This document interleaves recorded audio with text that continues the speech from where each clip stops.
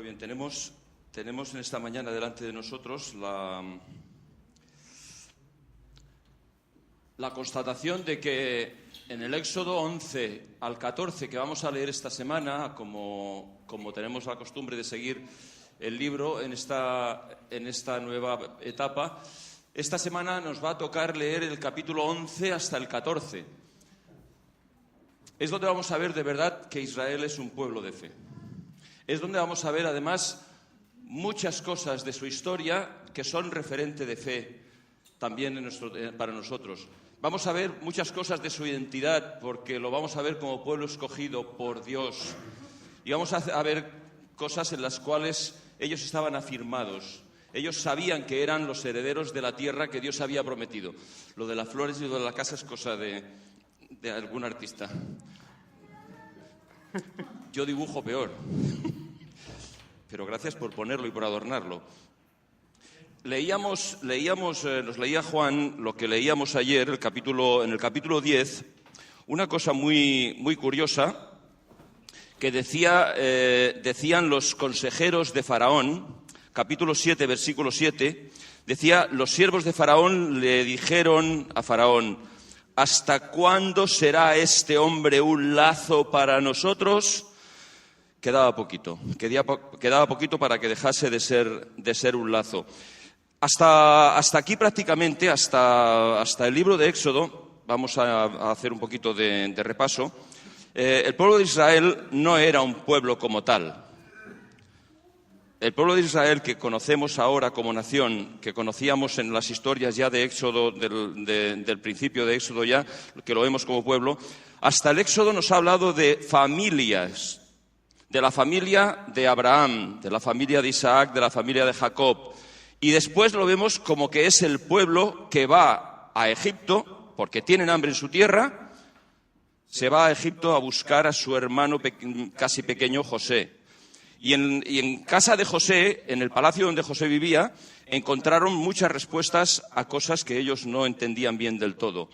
Decía José: no os preocupéis, cuando murió Jacob, no os preocupéis, no voy a tomar represalias contra vosotros, mis hermanos, que lo habían vendido a los ismaelitas. O sea que, imaginaos si cuando muere su padre podía haberse vengado de ellos y haberles hecho la kiki sin ningún problema. Pero no, José les dice: lo que vosotros hicisteis, Dios lo ha transformado para bien.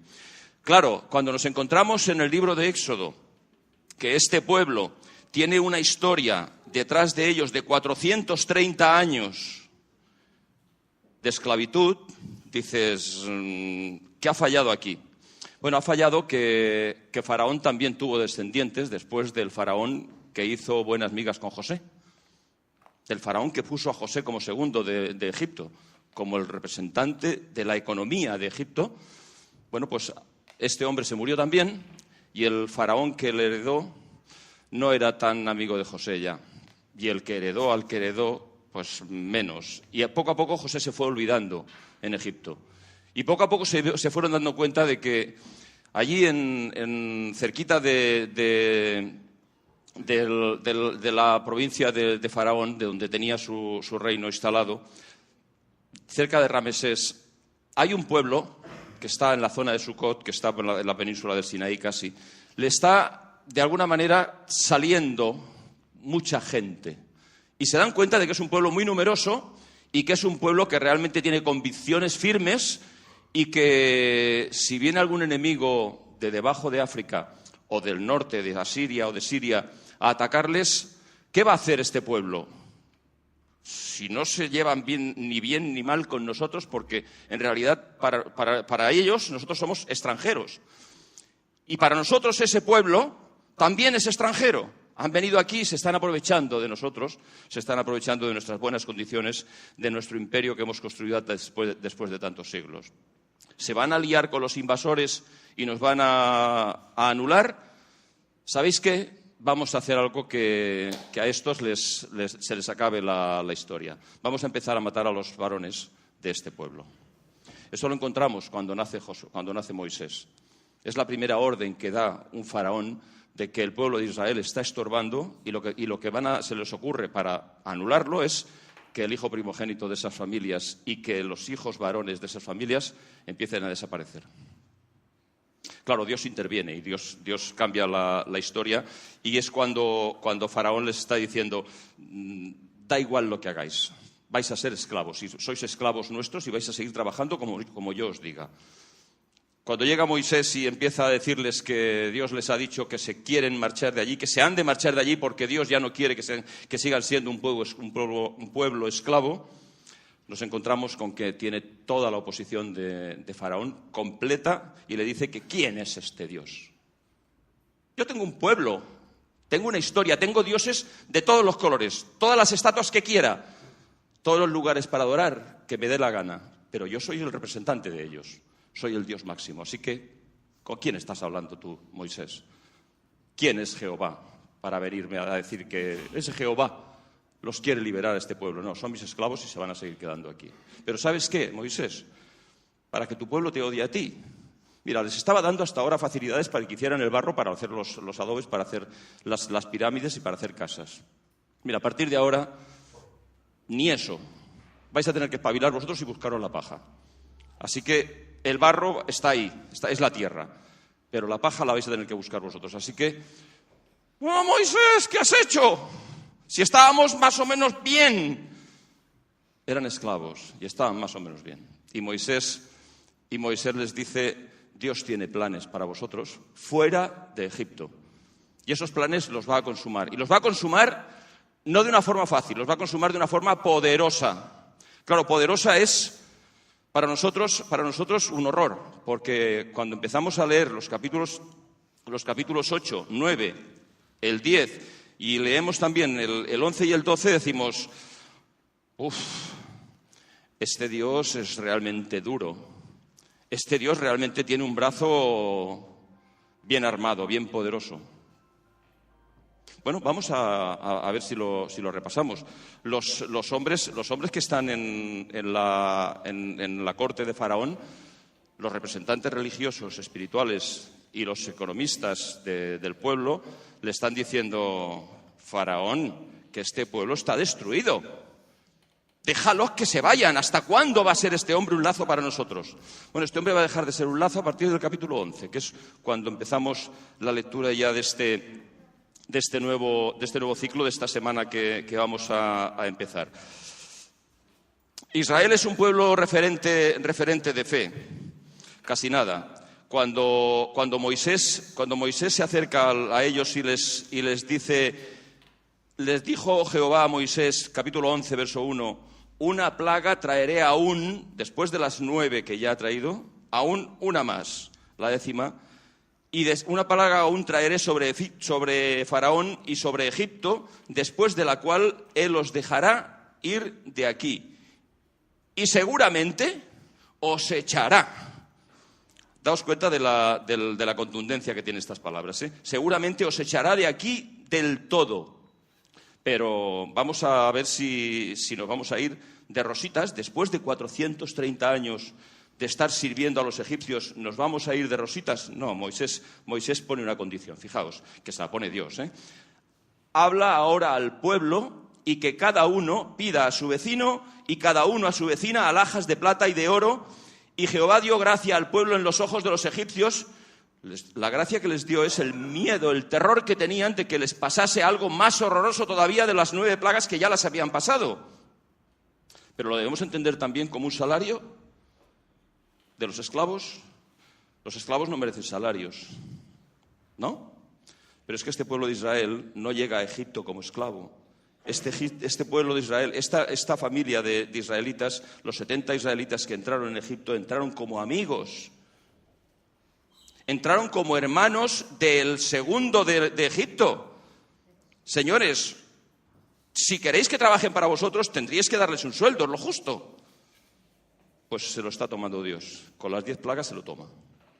Y con la décima más que ninguna. Porque la 10ª plaga es una contestación directa al capítulo 1 del mismo libro de Éxodo. La primera orden que se da en Egipto acerca de los israelitas la encontramos en el capítulo 1. Ya encontramos como les dice a las parteras, Vamos a leer desde el versículo 10. Ahora pues, porque ya les ha dicho que se están haciendo más fuertes que nosotros y que les está entrando temor, ahora pues seamos sabios para con él, para que no se multiplique y acontezca que viniendo guerra él también se una a nuestros enemigos y pelee contra nosotros y se vaya de la tierra. Los esclavos se van a poder marchar porque se van a aliar con los invasores. Entonces pusieron sobre ellos comisarios de tributos que les molestasen con sus cargas, dinero. Edificaron para Faraón las ciudades de almacenaje, Pitón y Ramesés, es decir, mano de obra dura, pero cuanto más los oprimían, tanto más se multiplicaban y crecían, de manera que los egipcios temían a los hijos de Israel y eran sus esclavos. Y los egipcios hicieron servir a los hijos de Israel con más dureza y amargaron su vida con dura servidumbre en hacer barro y ladrillo y en las labores del campo y en todo su servicio, al cual los obligaron con rigor. Y habló el rey de Egipto a las parteras de las hebreas, una de las cuales se llamaba Sifra y la otra Fua, y les dijo: cuando asistáis a las hebreas en sus partos y veáis el sexo, si es hijo, matadlo, y si es hija, que viva. No hay problema, las chicas no son guerreras. Las de Egipto, las de israelitas, ¿eh? Vale, me viene una canción a la mente. Las chicas son guerreras, sí, vale.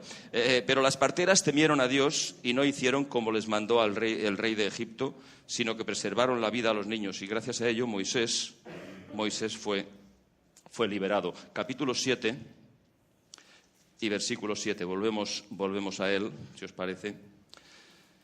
Era Moisés de edad de 80 años, cuando está sucediendo lo que vemos en el capítulo 11, y Aarón de edad de 83. Y el versículo 16, lo he perdido. Vale. No, es cuando hablan acerca de que les da esta orden también a los egipcios, y los egipcios durante estos 80 años han estado... capítulo 1, versículo 22. Entonces Faraón mandó a todo su pueblo, diciendo: echad al río a todo hijo que nazca y a toda hija preservad la vida. Es decir, las parteras tenían una misión que no quisieron cumplir porque temían más a Dios que a Faraón. Pusieron la excusa de que las hebreas eran muy duras y que parían los niños aparte y que cuando llegaban ellas ya no estaba el niño ni estaba tampoco la mujer. Pero entonces, como se ve burlado, no se conforma con el hecho de que las parteras o no parteras encuentren o no encuentren niños varones pequeños. No, les dice a todo el pueblo que cualquier niño que nazca, que lo echen al río. Y de ahí viene Moisés. Por eso me había adelantado ese comentario. En el capítulo 7 empezamos a ver el pago a todos esos 80 como mínimo años en que Faraón ha estado cumpliendo su amenaza de matar a niños. Y el pueblo, siguiendo a su Faraón, también obedeciendo esas órdenes. Capítulo 8, capítulo 9, capítulo 10 y en el capítulo 11, sobre esa última disposición de Faraón, encontramos también la respuesta de Dios. ¿Vale? 80 años matando niños, 80 años arrojando niños al Nilo. Bien, la última plaga justamente va a ser así. Verso 4 del capítulo 11.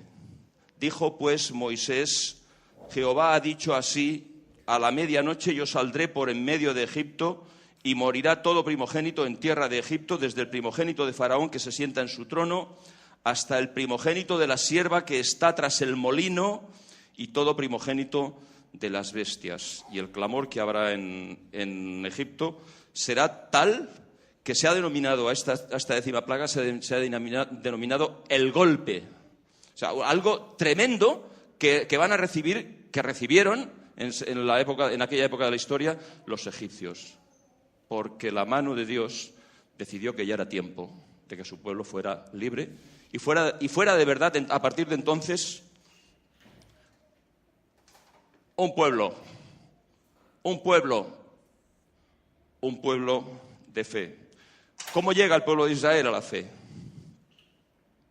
¿Cómo llega el pueblo de Israel a la fe? Durante 430 años han estado viviendo en una zona que no es su tierra. Ellos saben que son herederos de una tierra, que Abraham se le ha prometido una tierra. Ellos saben que son el pueblo escogido por Dios, pero están en Egipto y no pueden salir. Y no saben cómo irse de Egipto. Y no saben cómo servir a Dios hasta que llega Moisés y empieza a poner las cosas en claro. Al principio no se lo acaban de creer que son un pueblo, pero cuando se ejecuta esta orden de Dios, ese pueblo demuestra que de verdad tiene fe. ¿Cómo demuestra Israel que tiene fe? ¿Cómo demostró durante el periodo de esta 10ª plaga que Israel tenía fe? Obedeciendo. Porque la obediencia incluye la fe y la acción. No solamente creyeron que Dios era poderoso para salvarlos, no, también pusieron de su parte. Tenían que hacer cosas, porque Moisés les dice que tienen que hacer cosas. ¿Qué es lo que les ha dicho que tienen que hacer? Habló Jehová a Moisés y a Aarón, capítulo 12, en la tierra de Egipto, diciendo: este mes, pueblo esclavo, pueblo israelita, pueblo de Dios, pueblo escogido por Dios, pueblo que tenéis promesas, pueblo que tenéis seguridad de que a vuestros padres en lo antiguo ya les hablé, y ahora os estoy hablando también a vosotros. Este mes os será principio de los meses, para vosotros será este el primero de los meses del año, el mes de Abib. Hablad a toda la congregación de Israel diciendo: en el 10 de este mes, el día 10, no lo cojáis el 8, no lo cojáis el 12, el día 10, el 10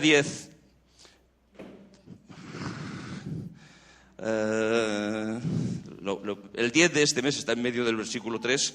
El 10 de este mes, tómese cada uno de un cordero, según las familias de los padres, un cordero por familia.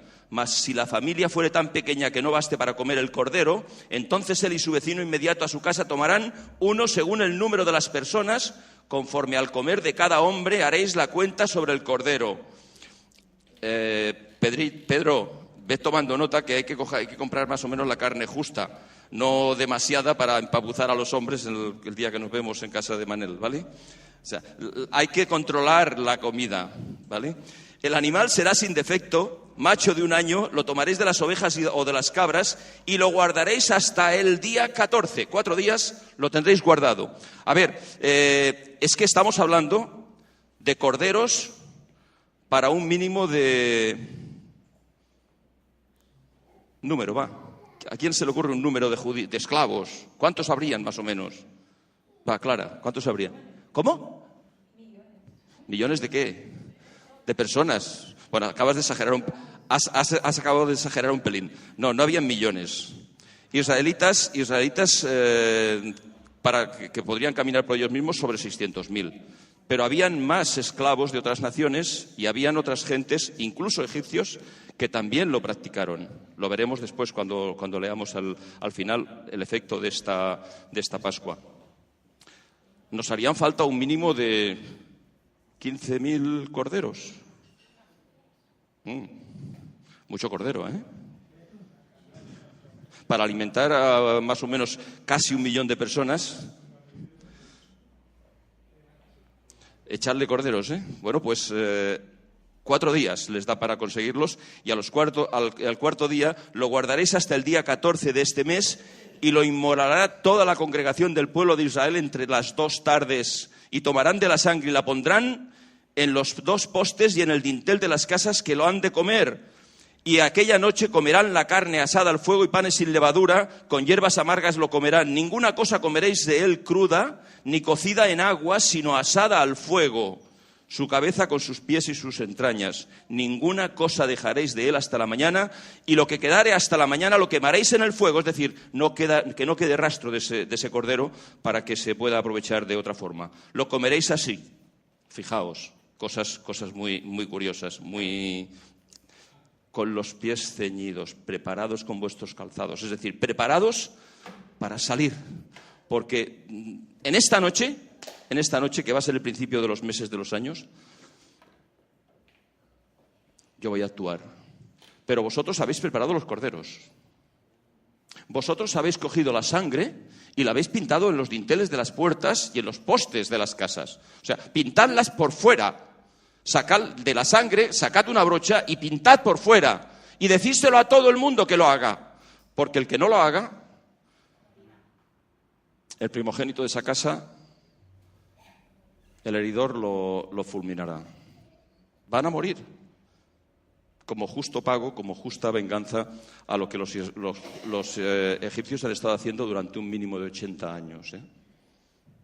Así que ya iba siendo hora de que algunos de los primogénitos y algunos de los padres y de los abuelos de los primogénitos se diesen cuenta del horror que habían estado haciendo durante tantos años con este pueblo esclavo, con este pueblo que tiene su Dios, que tiene su historia, que tiene su creencia, que tiene sus afirmaciones, que sabe que no son cualquier cosa, pero que son incapaces por ellos mismos, confiando en sus fuerzas o confiando en las fuerzas de alguien que, como Moisés, con 40 años parecía que iba a comérselo todo, el general del ejército judío, del ejército egipcio, ¿les iba a librar? No, les tenía que librar su Dios con mano poderosa. 9 manifestaciones más esta 10ª, que es el golpe definitivo. El golpe definitivo para que Faraón por fin coja y les diga aquello que estaban esperando: salid, marchaos de aquí, no quiero veros más. Desde luego, los vecinos de los israelitas, naturalmente que cumplieron sus promesas de entregarles sus alhajas y entregarles sus vestidos y pagarles el salario que habían estado negándoles durante esos 430 años. Y salen desde Ramesés, una ciudad que habían edificado ellos, la capital de Faraón, salen hacia Sucot. Salen hacia Sucot porque tenían algo que hacer pasando por allí. Tenían que pasar por allí para recoger los huesos de José. Que José, el que les había introducido en Egipto, dijo antes de morir que sus huesos no se quedasen allí, en esa tierra, porque esa no era la tierra de la promesa.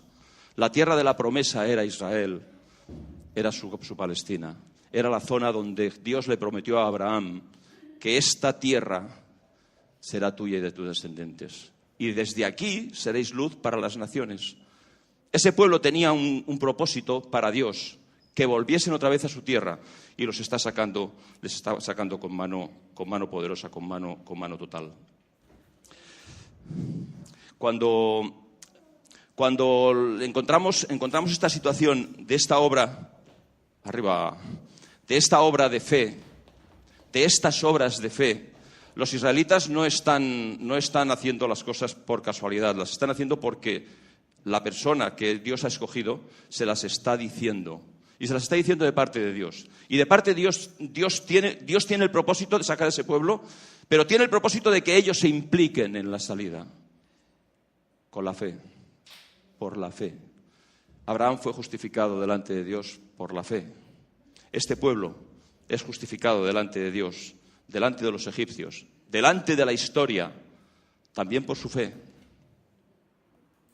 Y ya sé que hay muchos críticos por ahí, muchos creyentes raritos, ¿qué queréis que os diga?, que ponen en cuestión ese momento de la historia, estos capítulos de la historia. Los ponen en cuestión porque dicen, bueno, en realidad estas plagas son un poco exageraciones de lo que pasa cada año en Egipto. Si a fin de cuentas el Nilo tiene unas algas que, bueno, también se inundan cada año y cuando el agua las mueve, también parece que el agua está roja. Sí, claro, y el Besós también parece que está rojo cuando baja con tierra. Sí, pero no salen de ahí ranas para inundar toda Santa Coloma. En Egipto salen todas las ranas de allí. Y cuando las ranas, claro, sí es normal, si cuando las ranas se pudren, lo normal es que salgan, pues, insectos. Sí, piojos. Sí, además piojos con una especial mordedura. Sí, pero es que esos piojos, cuando el faraón dice, dile a Dios que te los quite. Y además, de paso, ora por mí también. Empezaba a cambiar Faraón y empezaba a decir, no, sí, es importante que también yo sea tenido en cuenta por ese Dios, porque ya veo que ese Dios sabe lo que está haciendo y ese Dios nos va a hacer mucho daño. Y los consejeros en el capítulo 7 lo leíamos, le han dicho, ¿hasta cuándo vamos a aguantar esto? Estas plagas, y estaban casi empezando.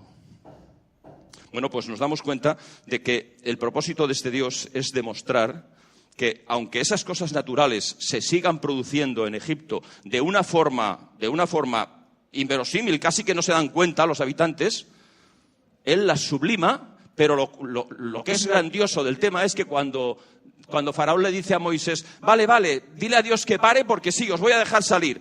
Moisés clama a Dios y se anula la plaga. Trae las langostas con un viento recio toda una noche soplando desde Asiria y al día siguiente vuelve a soplar otra vez el aire por casualidad. El creador de la luz, el creador de todas las cosas, dice que hay tinieblas y podía haber dejado las tinieblas mucho más tiempo o el eclipse podía haber durado mucho más. No, duró hasta que Moisés oró. No, pero si es que eso pasa, sigue pasando. Sí, pero en una medida casi inverosímil. Sí, pero que llegamos a un momento de la salida cuando se dan cuenta de que los israelitas se han marchado. Faraón reflexiona y dice, ¿pero qué he hecho? Y los economistas de su país empiezan a decir, es que hemos dejado marchar a los que nos están dando de comer, a los que están sirviéndonos en nuestras casas, a los que están edificando nuestras ciudades, a los que están arando nuestros campos, a los que están haciendo nuestros ladrillos, a los que hemos disfrutado humillándoles. Ya no están. ¿Y ahora qué? ¿Ahora qué hacemos? Fijaos cómo acaba el capítulo 12. Es que es curioso. La última palabra del capítulo 12. ¿Quién lo tiene a mano? La última palabra. La última palabra, por favor, del capítulo 12. Ejércitos. ¿Qué ha pasado con el ejército durante las plagas? ¿Dónde está? ¿Qué ha pasado con el ejército en la historia de Moisés? Moisés era un gran guerrero y ya no se menciona más el ejército. El ejército de Faraón era un ejército de varios cientos de miles de personas. Varios cientos de miles de personas, con carros donde iban hombres armados, con el que conducía el carro, y luego además la caballería. Es que Egipto era un estratega militar exagerado para su tiempo. Por eso conquistaron prácticamente todo el norte de África. Y por eso eran temidos en toda la zona de Siria y de Asiria y la zona de Babilonia. Así es que era un ejército poderosísimo. ¿Y dónde está durante las plagas el ejército?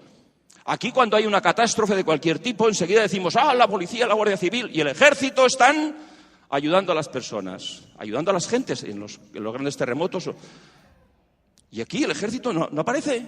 Hasta que se acaba el capítulo 12, aparece la palabra ejército. O sea, los economistas, los líderes religiosos y Faraón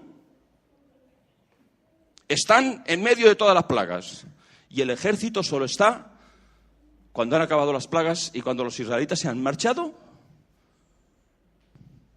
Pues es que, claro, faltaba esa pata. Las tres grandes patas de los países. Su economía, su política y sus ejércitos. Y están ahí. Y están ahí también que algunos dicen, es que esta representa la 11ª plaga. Pues sí. Porque es que cuando los israelitas están yendo por la península del Sinaí, porque Dios no permite que vayan por arriba, porque hay fenicios y hay gentes muy bien armadas y muy bien preparadas, y se habrían desanimado, los lanza por la parte del sur de la península del Sinaí, y cuando están cerca del Mar Rojo, Faraón se entera, se da cuenta de que se han marchado y ya no están y necesitan de esos esclavos. Y dicen, están en la frontera ya de nuestro país, están a punto de... No están a punto de nada. Dice, están acorralados.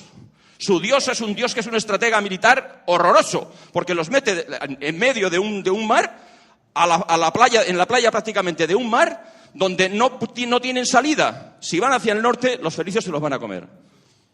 Si van hacia el sur, hay más mar, el mar es más grande. Están acorralados. A por ellos. A traerlos otra vez aquí. ¿Qué más nos pueden hacer ya? Todo el ejército detrás de ellos. Todo el ejército detrás del pueblo de Israel. Detrás de ese pueblo que Dios había sacado con mano poderosa. Y todo el ejército, cuando están llegando allí, se da cuenta de que Dios también tiene sus ejércitos. El ángel de Jehová y sus ejércitos se colocan por la parte de atrás del pueblo de Israel, detrás de los casi 1 millón de personas, entre ellos y los egipcios. Y los egipcios intentando atacar, y las nubes de humo y nube y las llamas de fuego, la columna de fuego, no los dejaba acercarse. Los ejércitos de Jehová peleando por el pueblo de Israel contra el ejército de los egipcios. Como no se conformaban ni se volvían para atrás, les dice: pero Moisés, que nos has traído aquí, la gente habla con Moisés y le dice: pero que nos has traído aquí al horror, que nos van a machacar. Voy a hablar con Dios. Señor, ¿qué pasa ahora? ¿Por qué me clamas a mí? Dice: habla con el mar, extiende tu vara hacia él y dile que se aparte, hombre. Dile que se aparte. ¿Os molesta el mar para marcharos, para ser libres del todo? Dile que se aparte. Y Moisés obedece, demostrando fe. A ver, ¿quién le dice a un mar que se aparte? Bueno, se puede hacer, pero si te ve alguien en la playa te dirá: te has tocado. No, Moisés llega a la orilla del mar y le dice al mar: apártate. Y aquí es el grande milagro que los historiadores y los visionarios de la historia y de las maravillas que pasan en el Mar Rojo todavía hoy dicen: claro, pero si eso es normal, si se sigue haciendo, si sigue pasando, si cuando vienen las corrientes del Golfo Pérsico para hacia arriba, hacia el Mediterráneo, si es que el mar se levanta en montones y parece que es que el suelo esté seco. Dice: claro, sí, y sigue pasando, ¿eh? A ver, yo no he estado, como decía Edmundo esta mañana, pero me lo creo, ¿vale? Sigue amontonándose el agua. Pero ¿sabéis quién queda en el fondo del agua, en el fondo del mar, cuando de verdad se limpia el agua? Las rocas duras, las fuertes, las que están en el fondo bien cogidas. ¿Quién pasa por allí con el viento que hay? Para que las aguas se aguanten en un montón. A ver quién pasa por allí con esos vientos. Bueno, pues hasta ahí llega en muchas ocasiones las absurdas ideas de las personas, que para justificar algo que parece que es casi natural, Dios lo utiliza como antinatural por completo y dice: vale, y ahora vais a pasar en seco. Pero que es que cuando están pasando las aguas están a un lado y al otro. Hay un muro en un lado y otro muro en otro mientras que están pasando los israelitas. Y ese muro no se derrumba. Y el aire allí es normal. Y el suelo está seco. Y pueden pasar tranquilamente. Y cuando están prácticamente llegando a la otra orilla, los ejércitos de Faraón son permitidos. La nube les permite pasar y la columna de fuego les permite pasar. Y justo cuando están en medio, ¿qué cosa más curiosa? Otro milagro natural. A los egipcios se les enredan las carretas, las ruedas de los carros se les enredan en la arena y se les desmontan y se les caen las ruedas. Y dices: Y a continuación, ¿qué es lo que pasa cuando los israelitas están fuera? Extiende otra vez tu mano, Moisés, porque hoy verán este gran milagro. Extiende otra vez la mano y las aguas, ¿desaparece el aire? ¿O desaparece simplemente la mano de Dios que las ha dicho quietas y aguantaos? Se vuelven otra vez a su cauce natural y sepultan a todos los egipcios. Y al día siguiente los ven en la playa, muertos. Y los carros destrozados, y los caballos. ¿Y qué es lo que pasa a partir de entonces? Que ese pueblo se considera ya de verdad un pueblo libre. Un pueblo que es un referente de fe. Un referente de fe también para nosotros. No es solamente un referente de fe en las promesas de Dios. No, es que además este pueblo nos demuestra que el pueblo escogido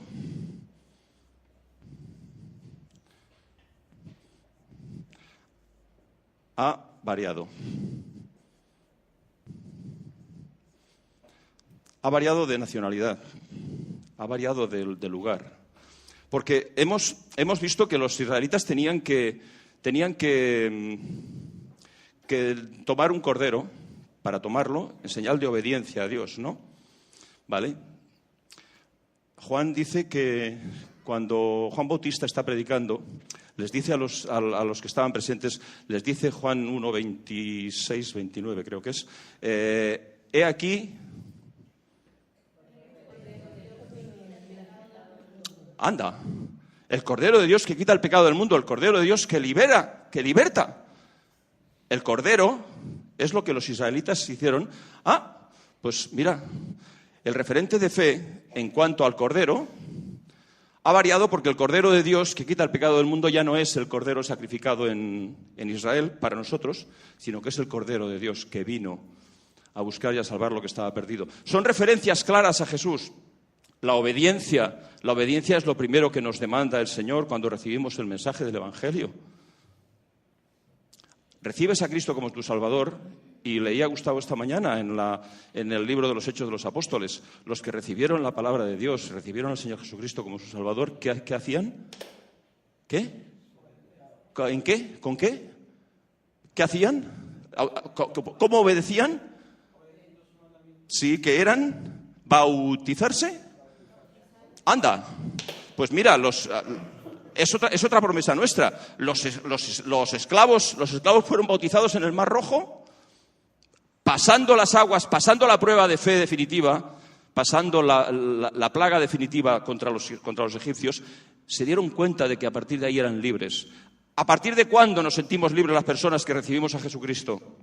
A partir de que entendemos que ha dado su vida por nosotros. Si son referencias claras a que el pueblo elegido por Dios ha variado, no se ha anulado el Israel, no lo perdéis de vista, pero el pueblo de Dios ha crecido, ha variado. Hay otra nación, otras naciones, un pueblo nuevo que contábamos al inicio de la reunión. Somos el pueblo de Dios. ¿Lo afirmamos por qué? ¿En base a nuestra historia?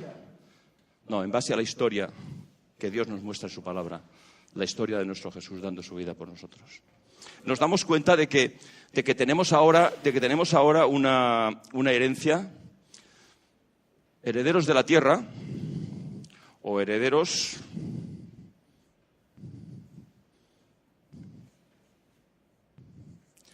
del cielo. El Señor Jesús, cuando está despidiéndose de los discípulos al final ya de la historia, les habla de su historia. En el capítulo 17 de Juan les está diciendo, hablando con su Padre Dios: Padre, quiero que donde yo estoy, los que me has dado estén conmigo. ¿De dónde está el Señor Jesús? El Señor Jesús es el ciudadano del cielo. Pero es que esas palabras Pablo las dice después, escribiendo a los Efesios, de una forma distinta. Vamos un segundo al capítulo 2 de los Efesios. Si más que nada es por consolidar esta misma idea, para que nos demos cuenta de que lo que se escribió en tantos siglos atrás es algo para que nosotros lo valoremos y nos demos cuenta de que esas cosas fueron hechas para que nuestra fe también sea un referente para la gente que tenemos en nuestro entorno. Asimismo, dice, aún estando nosotros, capítulo 2, versículo 4, pero Dios, que es rico en misericordia, por su gran amor con que nos amó, aún estando nosotros muertos en pecados, nos dio vida juntamente con Cristo. Por gracia sois salvos, y juntamente con Él nos resucitó y asimismo nos hizo sentar en los lugares celestiales con Cristo Jesús, para mostrar a las generaciones venideras su poder y su grandeza también. Así que, hermanos, los israelitas tuvieron fe, obedecieron las palabras de su Dios, las palabras que les fueron transmitidas por Moisés, y han sido un referente de fe para la historia, y lo siguen siendo para muchas cosas. Nosotros somos el pueblo de Dios, un pueblo que nuestro Cordero también ha sido sacrificado por nosotros. La Pascua nuestra, que es Cristo, ya ha sido ajusticiado por nosotros, ya ha sido entregado por nosotros. Así que, hermanos, nosotros no tenemos una herencia pensando en la tierra, sino que nuestra herencia está ya bastante más arriba. Nuestra herencia está en el cielo. Las promesas que se hicieron a Abraham son las promesas parecidas que se han hecho a nosotros. Si los israelitas heredaron la tierra, porque con Josué luego lo vamos a ver, nos damos cuenta de que las promesas que se han hecho en cuanto a la Iglesia del Señor también son igual de efectivas. Así que la historia de Israel no está puesta ahí simplemente como algo que deleitarse con la lectura. Y desde luego estos capítulos, este libro de Éxodo es una delicia para la lectura. Pero es para que nuestros corazones reflexionen también y nos demos cuenta de que si la gloria de Israel fue grande, la liberación de Israel fue con mano poderosa, nuestra liberación del pecado, de la condición que teníamos como personas que no teníamos ni Dios ni esperanza, también es genial, es grande, es enorme, porque no nos habla solamente de una tierra más o menos para unos cuantos años aquí, nos habla de la eternidad. Y todas esas grandes promesas las encontramos en la Escritura reflejadas. Así que, hermanos, ánimo y a seguir en nuestro camino sirviendo al Señor. Y deleitándonos con la lectura de estos maravillosos capítulos, y durante las semanas y las células lo vais valorando, y las lecturas lo vamos valorando también en casa, que sepáis que no están escritas solamente para que nos instruyamos, sino para que nos transformemos y nos demos cuenta de que nuestro Dios sigue siendo el Dios de verdad, el que es. Y nosotros somos su pueblo, un pueblo que está destinado a heredar el reino de los cielos. Gloria a su nombre. Amén.